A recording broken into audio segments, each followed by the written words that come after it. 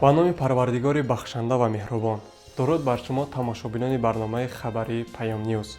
امروز 12 август در استودیو با شما هشام عبدالمنان هستم. برنامه را از نامگوی خبرها آغاز میکنیم. وعده برگزاری انتخابات شفاف پیش از امامعلی رحمان پسرش رستم داد.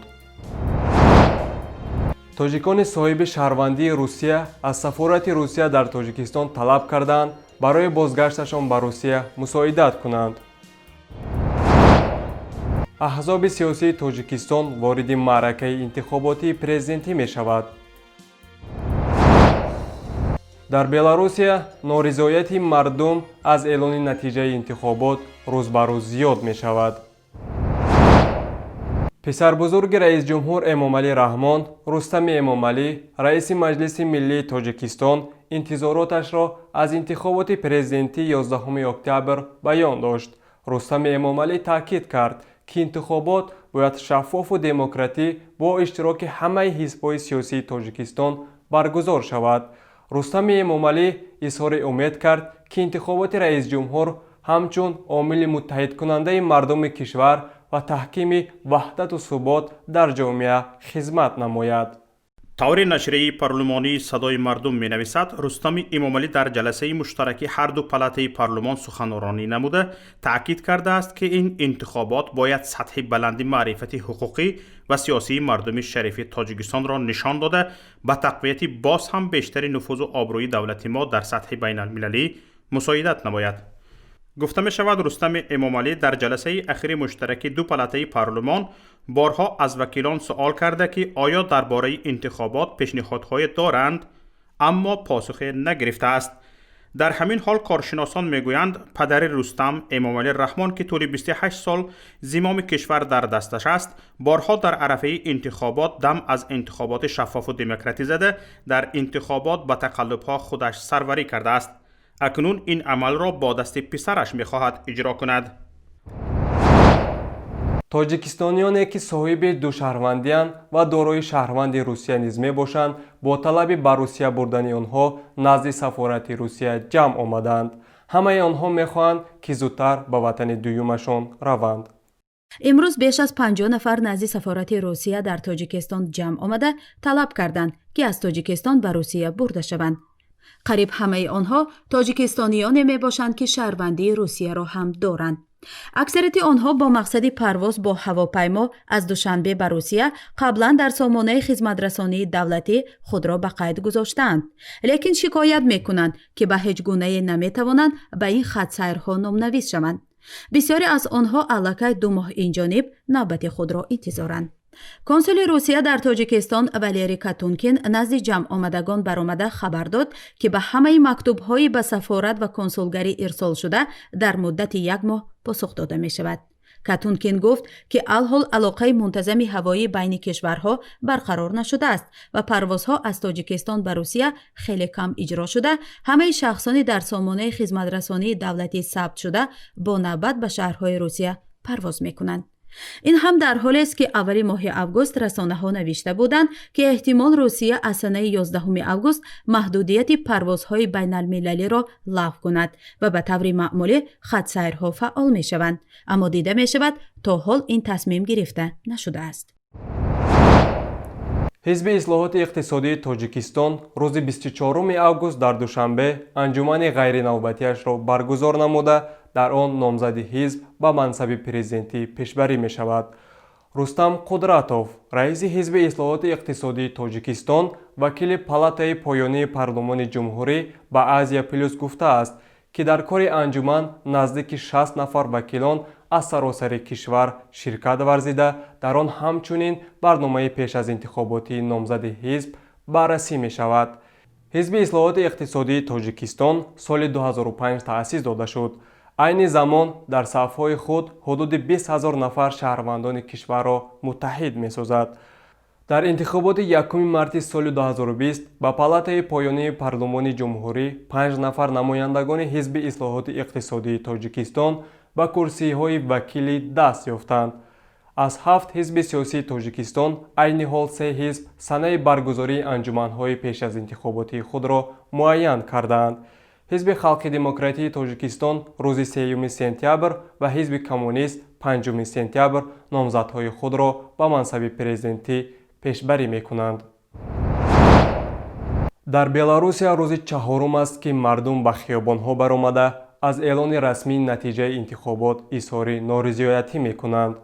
дар тазоҳуроти осоишта мардум аз раисҷумҳури феълӣ Александр Лукашенко талаб карда истодаанд ки ба интихоби мардум арҷ гузорад ва бо тақаллубкорӣ худро раисҷумҳур эълон накунад, зеро барандаи интихоботи раисҷумҳури Беларус Светлана Тихановская аст.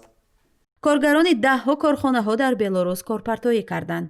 طبق اطلاع کانال تلگرامی نیکستا هدف از این کارپارتایی اعتراف سویتلانا تیخانوفسکایا همچون پرزیدنت نو آزادی تمام زندانیان سیاسی برگزاری انتخابات نو گفته شده است. هیچ تغییرات سیاسی و اقتصادی در آینده نزدیک در نقشه نیست. ما از تحمل همه این خسته شدیم و به همین خاطر کارپارتایی عمومی ملی اعلام میکنیم. برای این ما را نمیتوانند بازداشت کنند. اظهار نارضایت به طور آسایشته.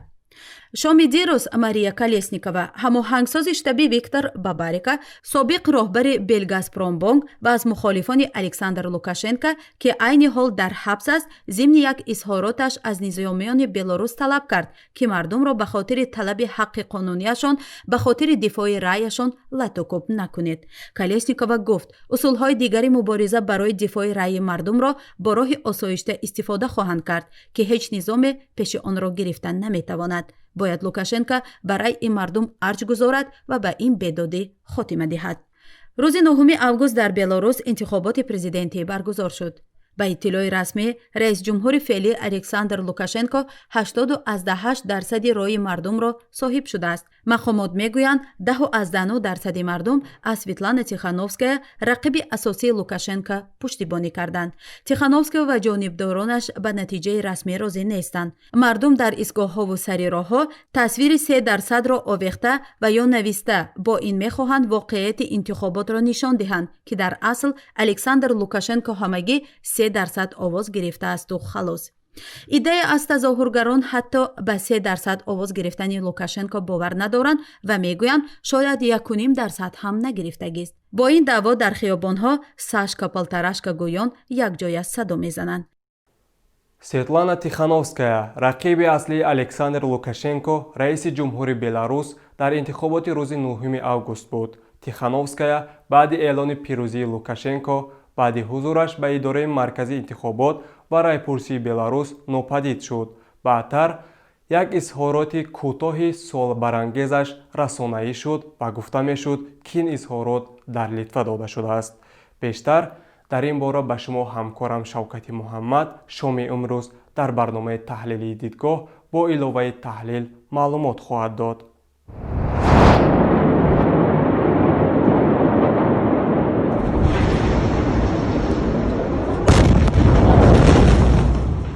чуноне ки огоҳем ин таркиш дар шаҳри Бейрут пойтахти Лубнон санаи 4 август рӯй дода буд. дар бандари Бейрут 2750 тонна селитри нитрати аммиак ки аз киштии Роусас дар соли 2013 мусодира карда шуда буд ва дар бандар нигаҳдорӣ мешуд таркид. садои таркиш то ҳадде баланд буд ки дар 100 километри Бейрут шунида мешуд.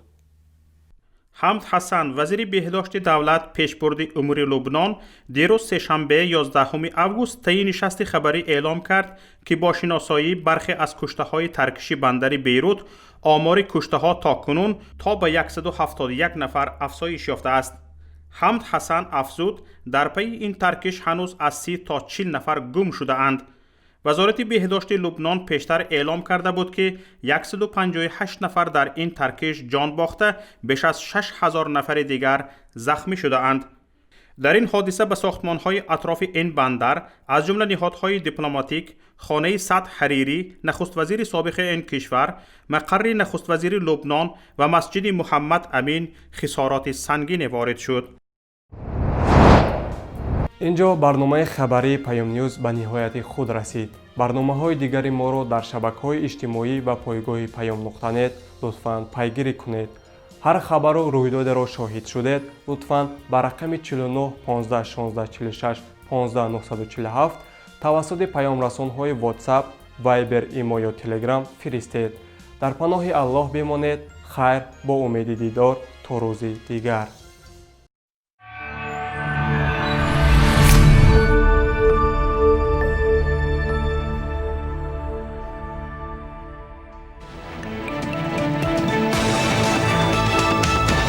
радиои паём. дар фазои сиёсат садои ҷадид.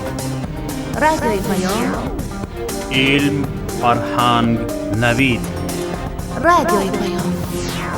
машварат, баҳс, гуфтушунид.